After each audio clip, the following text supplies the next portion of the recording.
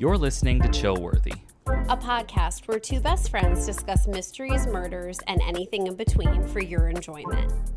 So if you're ready to hear some chilling and unsettling cases, you're in the right place. Happy listening. Welcome back, chillers, to Chillworthy Season 2 with your hosts, Brent and Talia. Hi, everybody. I'm doing the Queen wave. Did you miss us? I hope And maybe they did. I think they may have. I hope. I think. That would be nice, but... So, here we are, back for Season 2, back better than ever. Mm-hmm. Have you been? I'm fine. How about you? Fine, Mm-hmm. fine. Just before we start, what are your hopes and dreams for Season 2?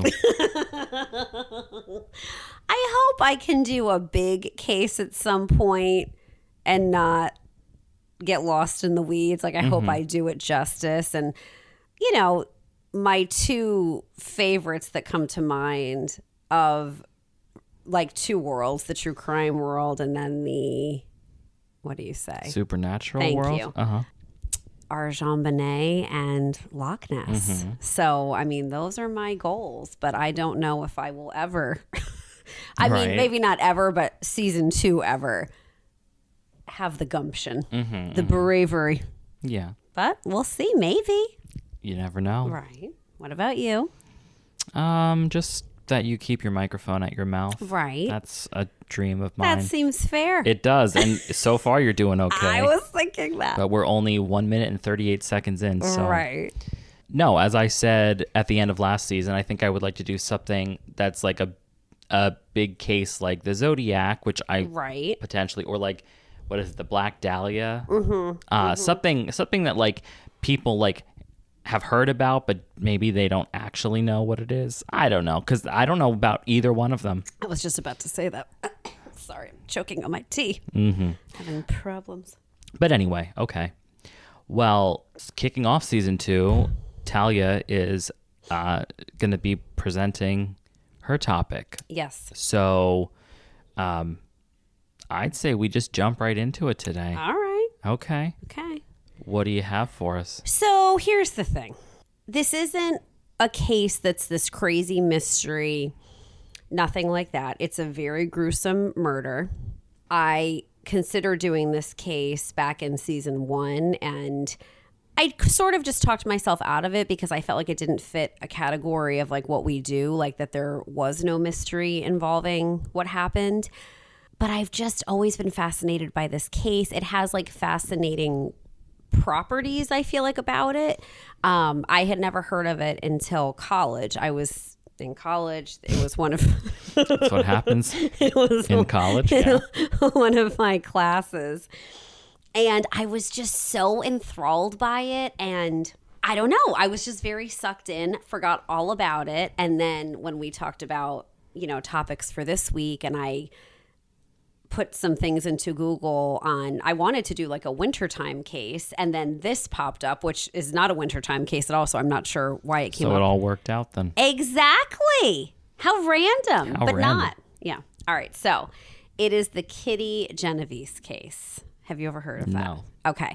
So this case is famous basically because did you ever hear about this woman?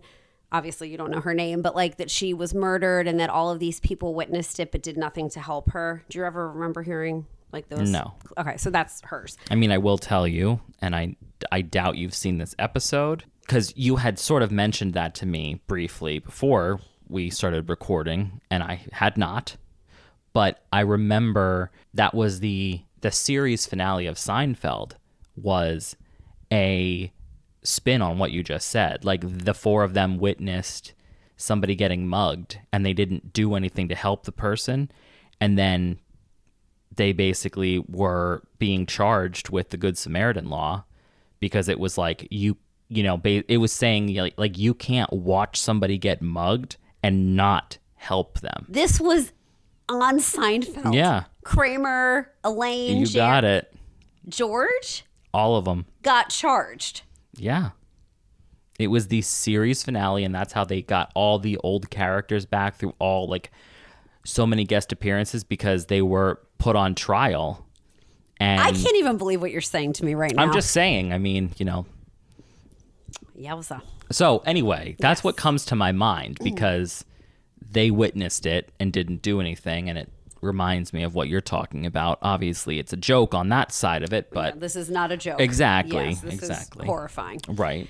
I sent you a note if you could go into it just so you can see what Kitty looks like. Yeah. Okay. Full name. So I have a few pictures. Striking features. I think she's beautiful. She's also one of our people, by the way. That's another reason why I was just even more delighted to do this. So her full name is Catherine Susan Genovese. She was born on July 7th, 1935. She was born to Italian-American parents. Kitty was the oldest of 5. They were raised in a row home in Park Slope. I did originally have a picture of her childhood home, but I just took it out because I felt like it wasn't really crucial it had nothing to do with the story. I mean, obviously it's her history, but I took it out. Well, thank you for bringing it up then. So what's really sad about this is that in 1954, her mother witnessed a horrifying murder, which was what prompted the family to move out of the city. So they left New York and they moved to New Canaan, Connecticut.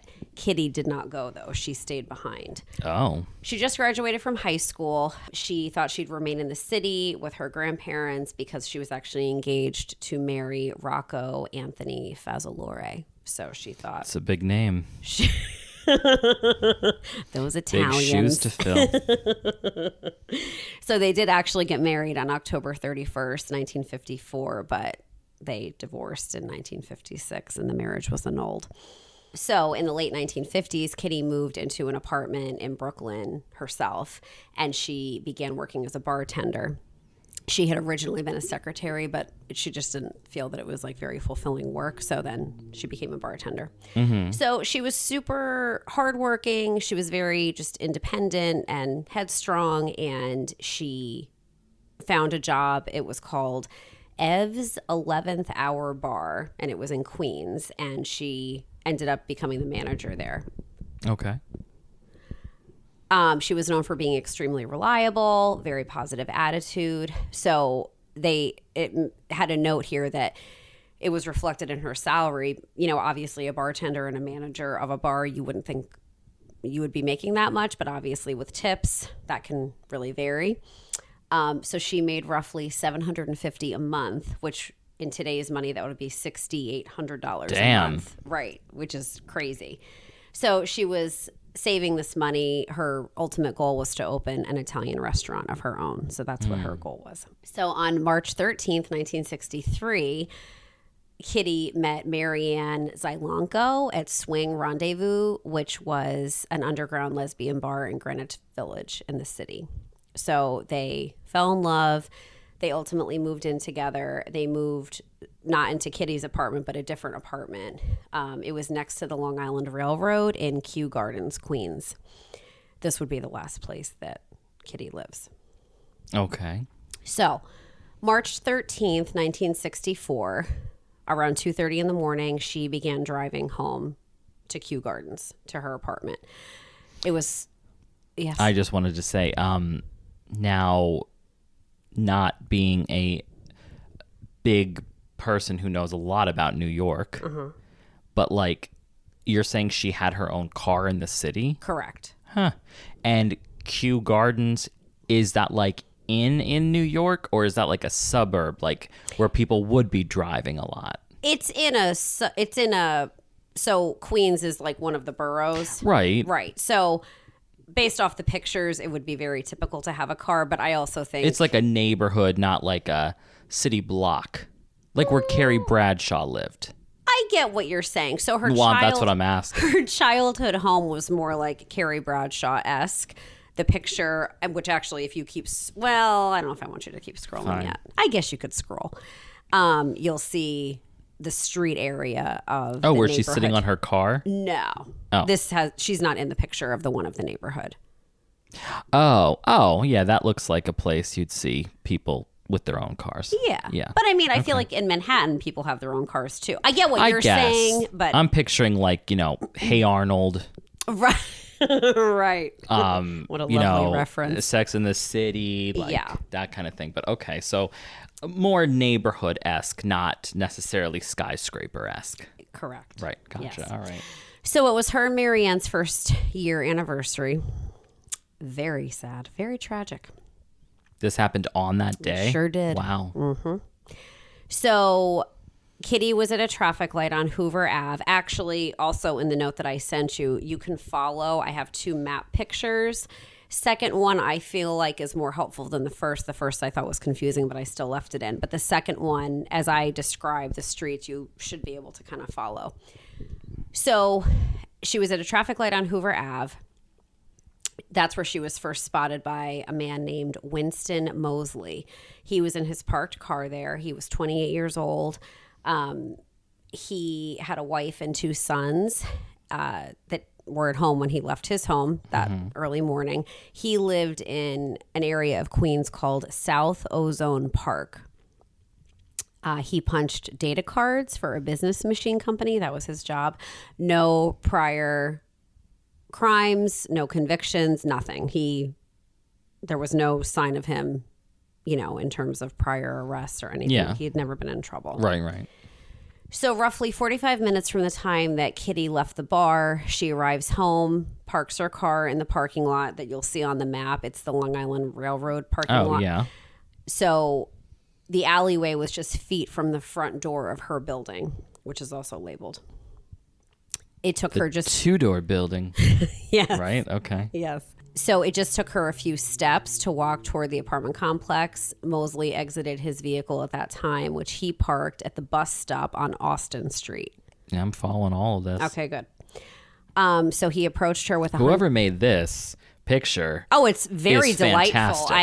I agree. I mean, it's sort of odd looking. Like I was expecting it to be confusing with all the lines, and it's almost like a string chart, Yeah, but it's it nice. It works. seems to, my compliments to the creator. Well, it is Joseph DeMay, and that's what was used in the trial for Winston in 1964. Okay. That's how they traced the root of his attack for the jurors to understand exactly what went down. Right. Okay, so he was parked in the car. She gets out. Correct. So he exits his vehicle. He approaches Kitty with his hunting knife in his hand. She tries to run toward the front of the building to get into it. He quickly overtook her and stabbed her twice in the back. Ugh. So she saw him coming. Yeah. I'm assuming too heard him. I mean, it caught her attention that he was there in his car. I mean, that time of day, I don't know what the hell goes on 2:30, 3 o'clock in the morning. Oh, okay. Yeah. So nothing something good. Stood out. Right. Exactly. Nothing good. Exactly. So the area was completely desolate. There was a Franken's pharmacy and an Interlude coffee house. They were both closed. Obviously, most people were asleep. One of Kitty's neighbors, Robert Moser, did wake up, saw the struggle occurring, and yelled out to leave that girl alone. The Kitty then could be heard screaming, "Oh my God, he stabbed me, help me." And then Mosley quickly fled from the scene and got back into his car at that time. So Kitty gets on her feet. She's standing. She did not have any fatal wounds yet. And she tries again to make it into her building's entrance. She ends up collapsing right before the stairs. He returns 10 minutes later. Oh. That's a bold move. Exactly. So now that she's in this sort of hallway at the back of the building, she's out of sight. Now okay. So she's no longer on the street. No, correct. Okay. All right. Correct. He stabs her several more times, rapes her, and stole the $49 in cash that was on her, which I found odd when you thought like how much money she was bringing in. You would think like after a night of working and with tips that she would have had more than $49. This is obviously not the biggest issue here that's going on with the poor woman. I mean, yeah, but meeting her end, but yeah. Now, her wife was home when this happened, do we know? Yes, didn't hear any of it though. But another neighbor, so there was a lot of controversy over misreporting. So there were a lot of things saying that she died by herself. She was completely alone when she passed away. Some 70-year-old neighbor named, I think, Sophia. Yes, Sophia Ferrer. She died in Sophia's arms. So, Oh, my God. I know, but at least she did not pass away by herself. Yeah, well, yes. And even there was a lot of controversy surrounding the witnesses. Allegedly, so there was a New York Times article that came out claiming that 38 different people saw this, heard it, did nothing. And that's where, like, why I learned about it in school. It's called the Bystander Effect, which I'll get to. But people like theorizing on why that is. When there's more witnesses, why are people less inclined to take action usually? Why does no one intervene typically? Like, why is that a thing? So I'll get to that. I have a theory. I won't say it if you don't want. But well, no, go for it. Well, just off of the exact question you just said, I feel like you said, why is it, how did you ask that? Is it like, why is it when there's more people are less likely inclined to to do anything? Right. Yeah. I think it's because everybody thinks somebody else is going to do something. That's one of the things. Yes, Okay. correct. Ding, ding, ding. Where the hell are the bells? Yeah, I got to get them out of the drawer. Yeah. But yeah, that's just because I feel like if you're the only one, like, you're in an alley and then you see something happen and nobody else is around, you can't kind of put that. Okay, actually, I have an example of this. It was not a crime that I witnessed, but I think it's applicable to this. When I was younger, I skied quite a bit. Mm-hmm.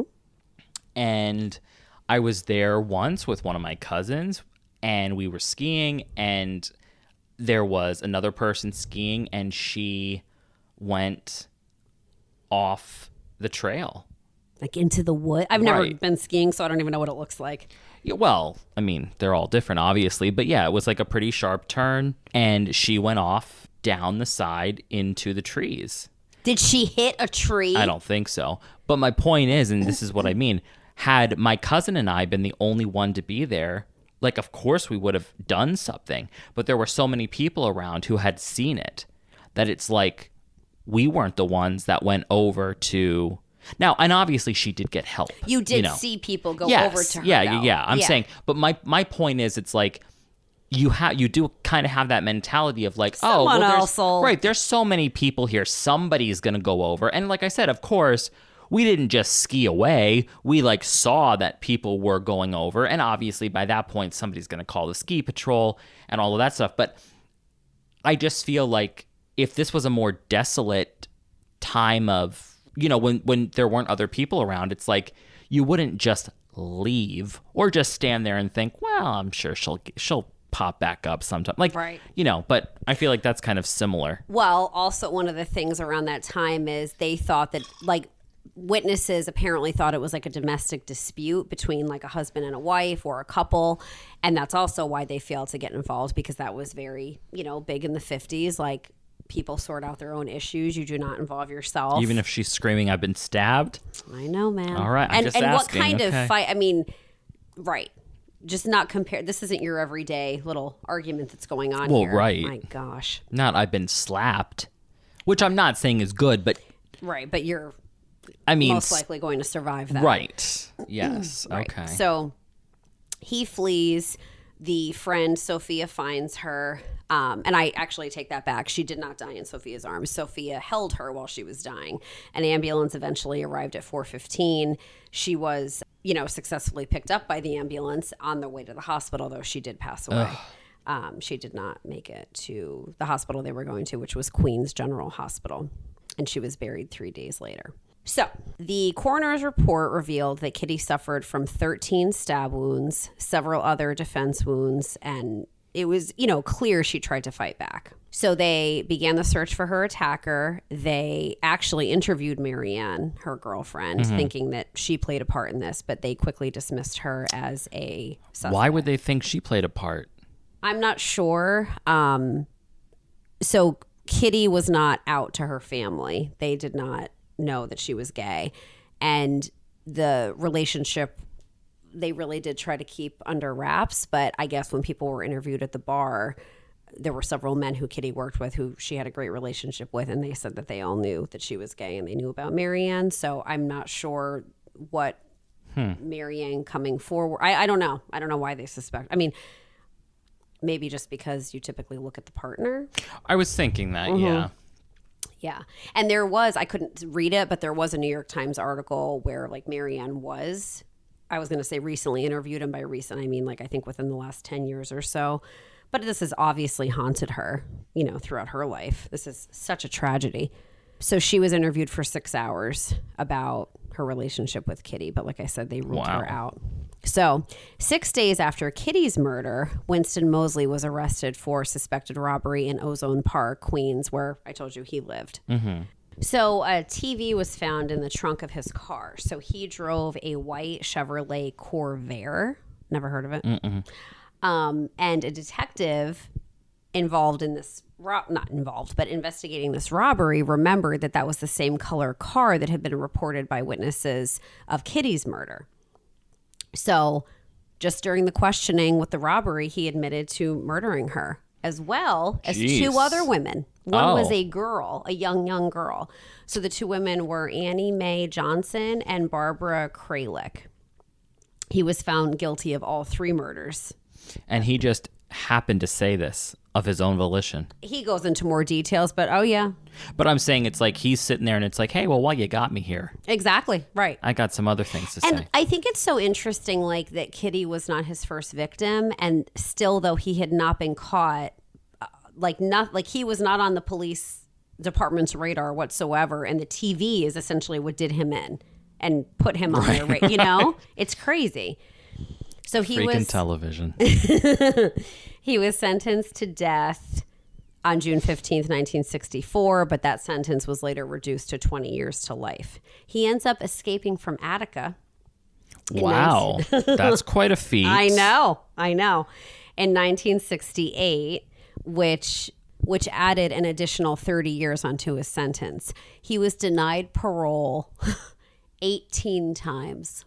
Wow. Which I have to find it in all of my little areas of info for today, but he had no remorse for what he did. Like, that's why he kept getting denied. So he did admit what he did, but I mean, he didn't feel bad about a single thing.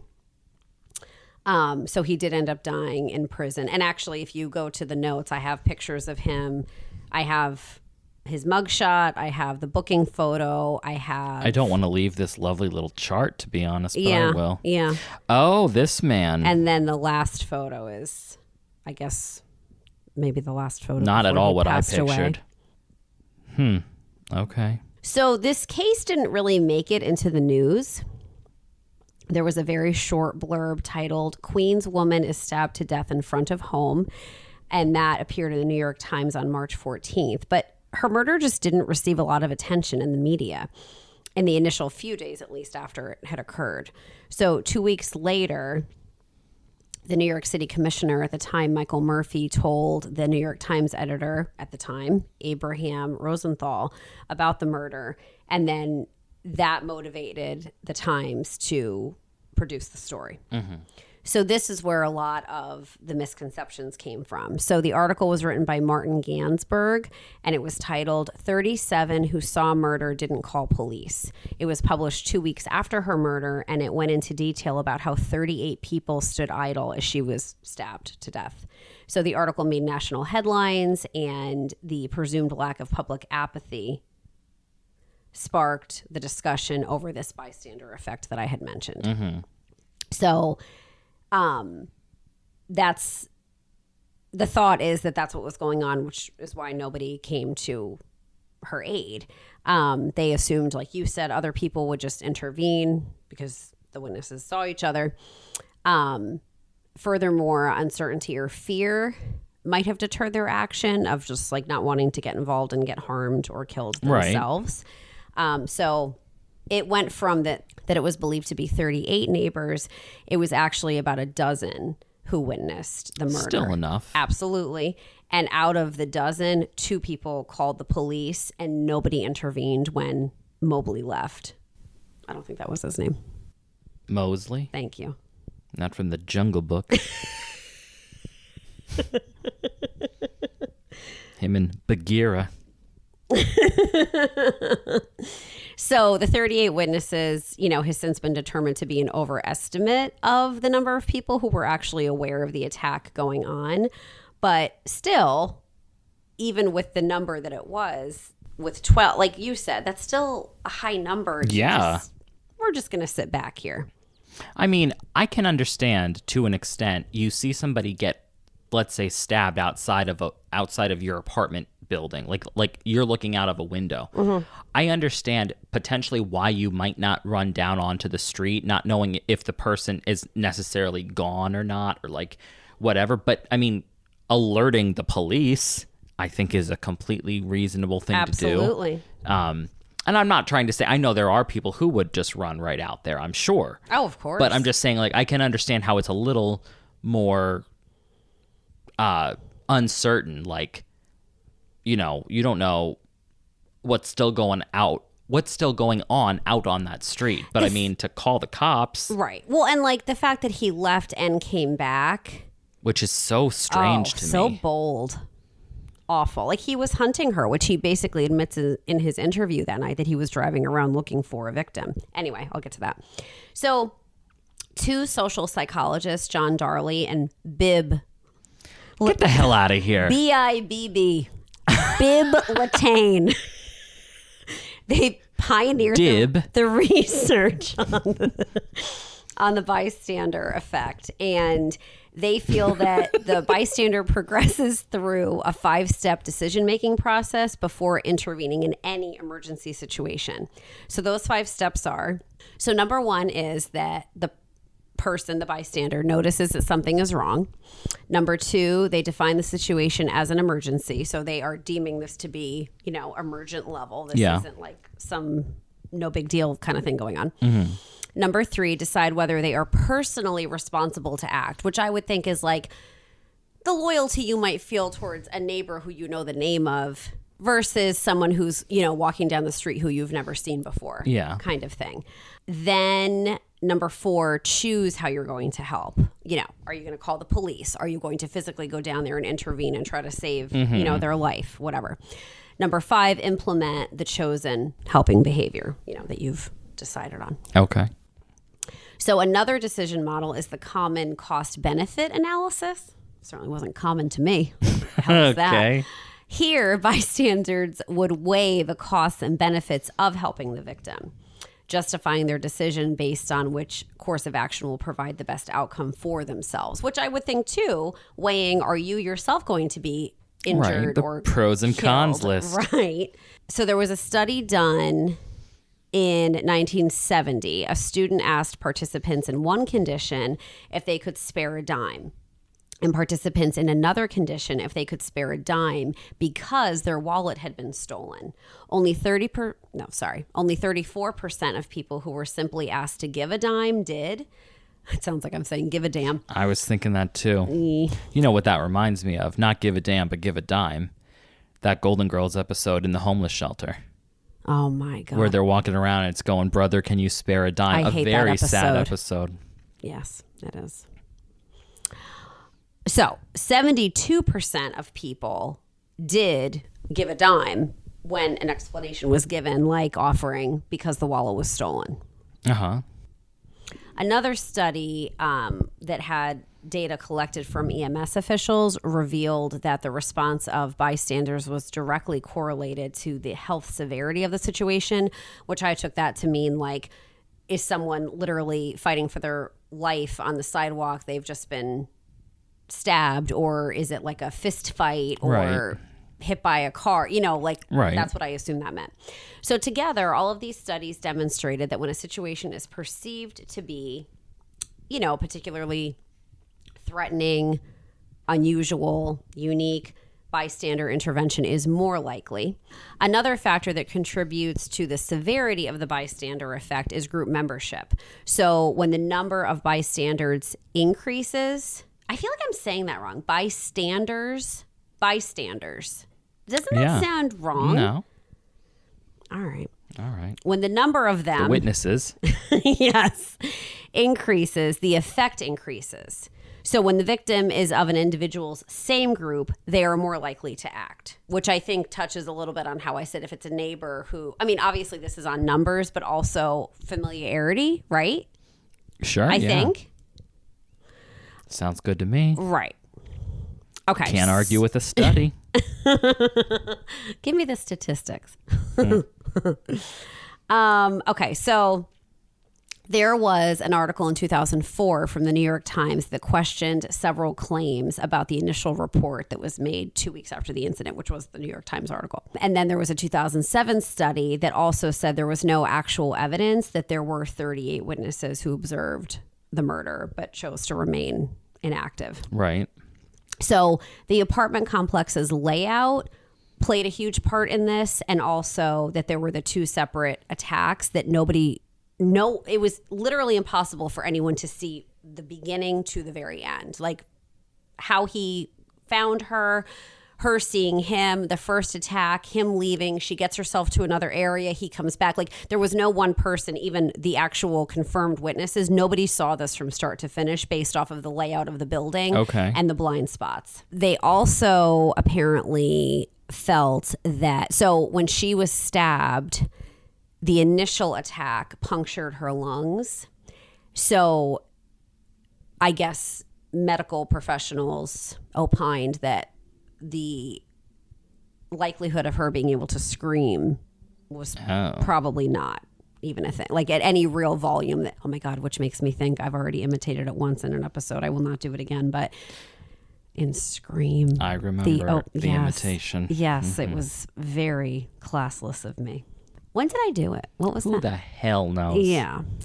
So even though about 12 people did see or hear parts of what happened, how I had said to you that people thought it was possibly like a couple who was arguing, so they failed to get involved, or they also thought it was a drunken brawl. Just wanted to keep their distance, I guess. Another thing, the brother, Kitty's brother, a documentary came out in 2015 called The Witness, and he really explores how, he thinks like such a disservice was done based off of that first New York Times article and how much false information there was. He felt that it just became so sensationalized. I guess that Kitty really, in these articles about her, it was just that she was a barmaid and there was no any specific personal details about her. And they just kind of glossed over a lot, he felt. But he goes into sort of trying to analyze what took place the night of her murder. The police were actually called twice, but they didn't want to respond because the way it was described, they felt that it was a domestic dispute. So the police were not going to get involved, which is insane to me. What the hell? Exactly. Like spouses murder spouses all the time. So crazy to me. Also, there was a nearby bar, Old Bailey's. Patrons there did confirm hearing her pleas for help, but they did not get involved because they thought that it was a simple bar fight, quote unquote, that had spilled over from inside the bar onto the street. So they didn't feel that it was anything that was rising to a level that they needed to get involved. I mean, it is quite the tragedy. Oh, all for around. sure. For sure. So in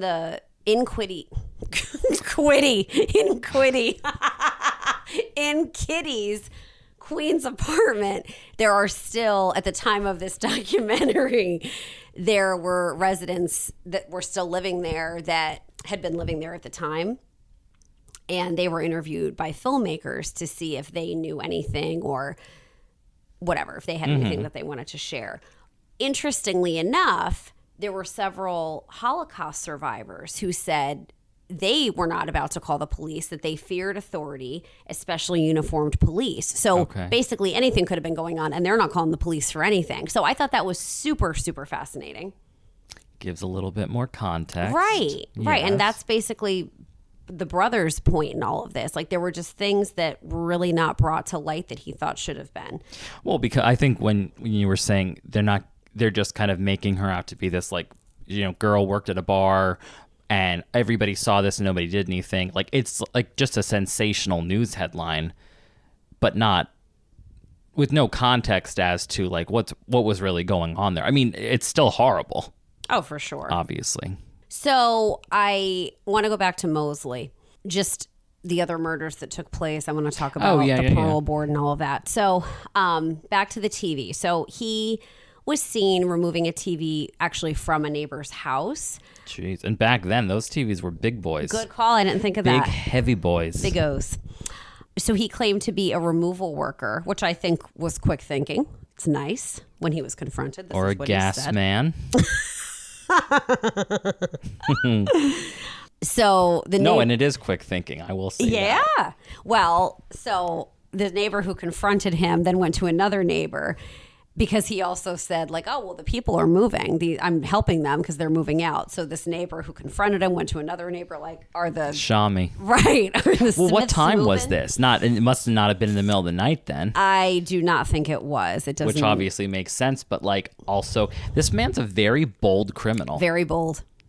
I'm just saying.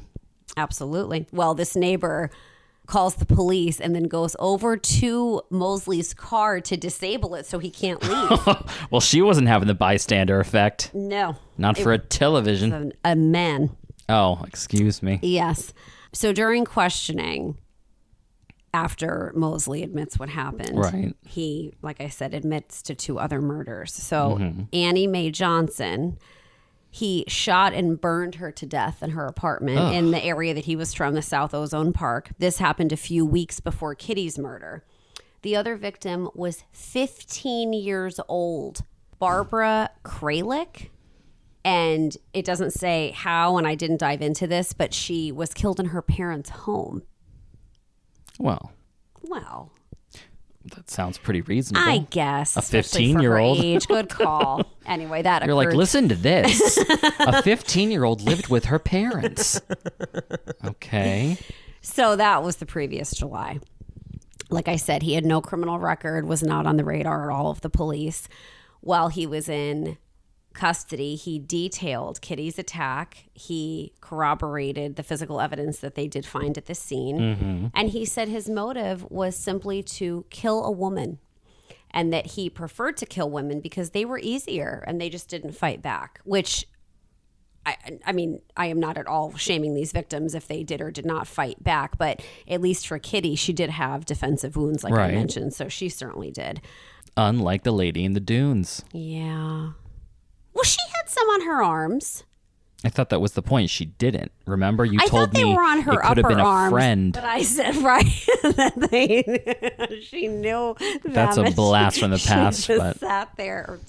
You were like, well, and the lack of her defensive wounds said, maybe was this a friend or something? All right.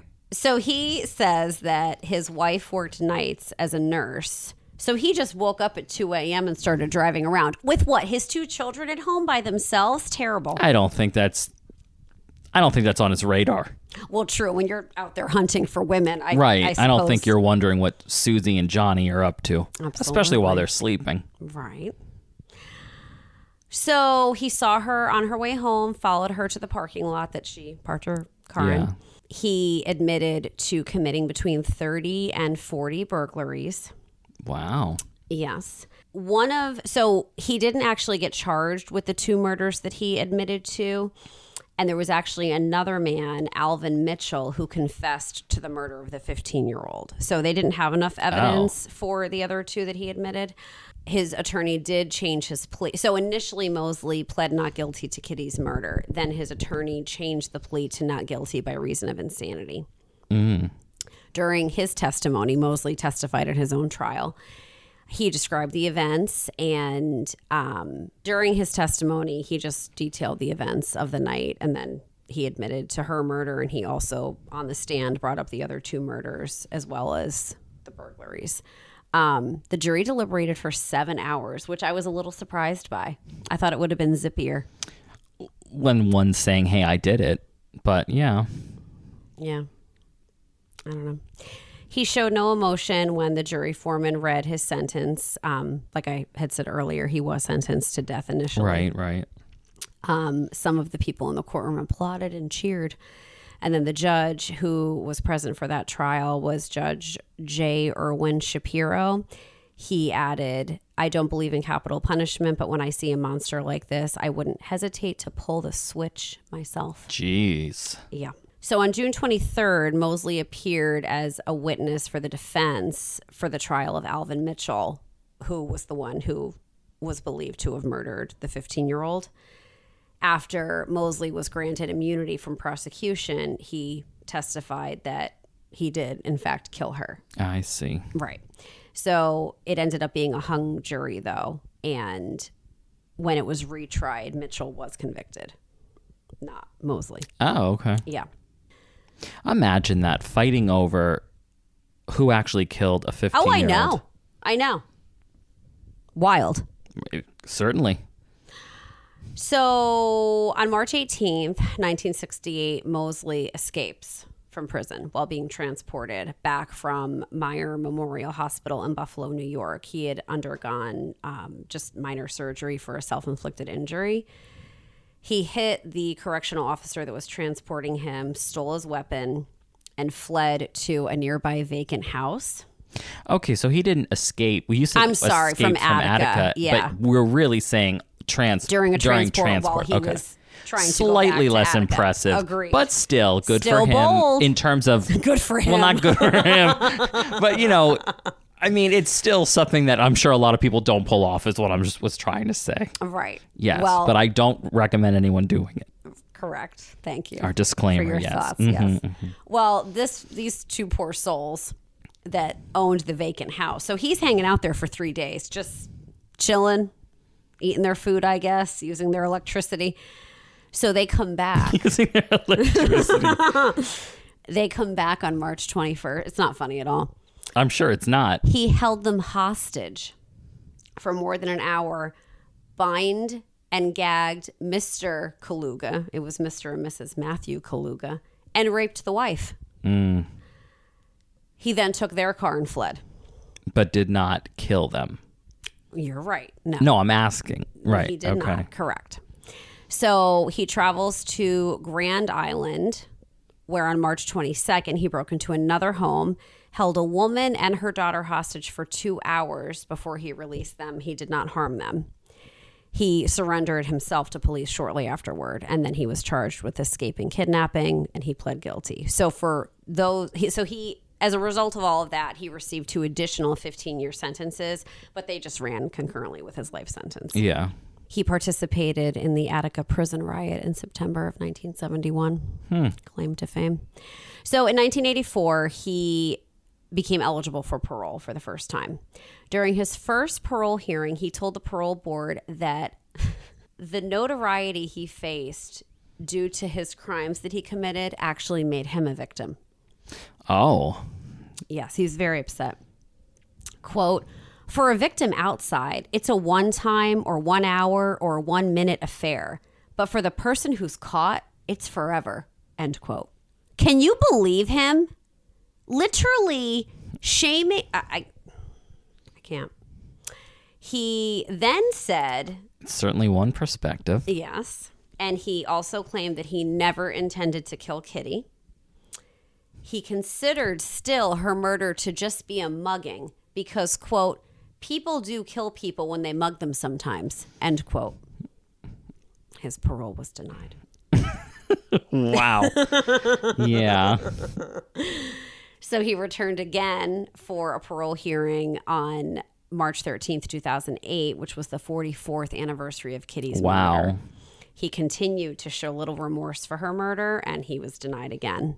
He was denied parole for the final time, 18th time, in November of 2015, and then he ended up passing away in March of 2016 at the age of 81. So he had served 52 years total, making him one of the longest serving inmates in New York State. That's nuts. Yeah. And that is it.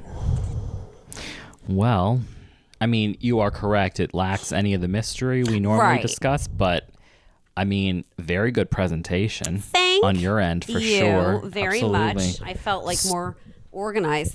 So starting out season 2 strong. True. You're good setting call. the bar high. And that might come back to bite you in the ass. But either way. Right. I don't care. I mean, if I go back to how I've done cases before, I don't care. So be it. But I did. It was nice to not feel like I was going to pass out while I was doing my case. I felt very... You were very calm. Yeah, I felt it. I felt it. Thank you. And I've always really been fascinated by this case. It is horribly tragic, horribly. And I can't even imagine the fear that Kitty felt and just truly like sheer terror. And as she's dying of these stab wounds, she's also being raped. This is not that, I suppose when you're being murdered, it would matter to you whether you're in the privacy of a home and you're shielded or you're out on the street, but absolutely horrifying, just absolutely horrifying on every level. And I feel terrible for her family. And then, like I said, like the fact that the family moved out of New York because of the mom witnessing a murder. Right. And then her own daughter gets murdered shortly after. I mean, I would say the thing that sticks out to me the most, and I know I've commented on it twice already, is that he came back, because it's just like, how does he know if the police haven't been called or who's there, like potentially already helping her or whatever? Like the fact that he was bold enough to come back, it's almost like, was he trying to get caught, even though he was doing a shitload of things, apparently stealing, raping, killing, absolutely, doing a lot of things. So I just think he was just waiting for his luck to run out, one might imagine. Well, and I love that it did over an effing TV. I love how they caught him. And a nosy neighbor. Exactly. Who kept not going after him, but just getting in his face, calling him out. Who are you here for? What are you doing? Like checking with other neighbors. Like that is nice follow through by a bystander. And that's just about a TV. Right. No, that's what I mean. That's why it's so tragic. Yeah. That they, Yeah. So rest in peace, Kitty. Also, I saw in my research, and I forget if I said this while we were actually taping this, or if I said it to you during one of the breaks, that Marianne, her girlfriend at the time, just passed away this year. Oh, yeah. I don't think you said that while we were recording, but okay. And what did I say? She was 85, 83. Pretty old. Yeah. So awful. Now, I would ask one of your questions. Mm-hmm. I don't expect you to have an answer to this. Okay. But, did she get remarried? Was she happy? I don't think she was happy, no. I told you there was a New York Times article that they interviewed her. In the picture that I could see, she looked to be, I would say, 70s, possibly early 70s, late 60s, maybe. But I couldn't see the article. I couldn't read it, so I don't know how the rest of, her life I hope it was somewhat enjoyable. I mean, she acknowledges she's never gotten over it. How could you? Of course. How the hell could you? Yes. So, absolute nightmare. But all right. That's it.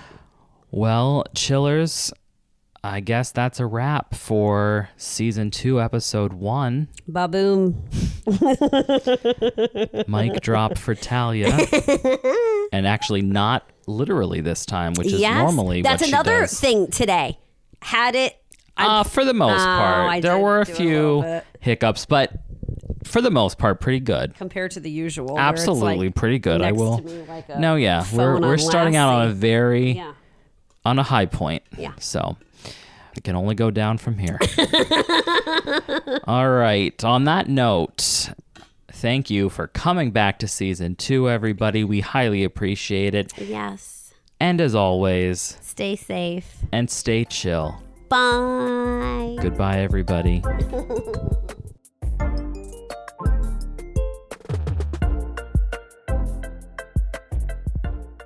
You've just listened to Chillworthy. Thank you for joining us on this latest episode. While we strive to keep our discussions engaging and lighthearted, we also wanted to take a moment to acknowledge the real lives and events that are at the heart of these stories. We try to approach each topic with a sense of curiosity and respect, fully aware of the impact these events have had on the individuals and their loved ones. Our goal is to honor their memories by keeping their stories alive and shedding light on the mysteries that surround them. If you enjoyed this episode, please remember to subscribe, rate, and leave a review, and don't forget to join us on the next episode of Chillworthy.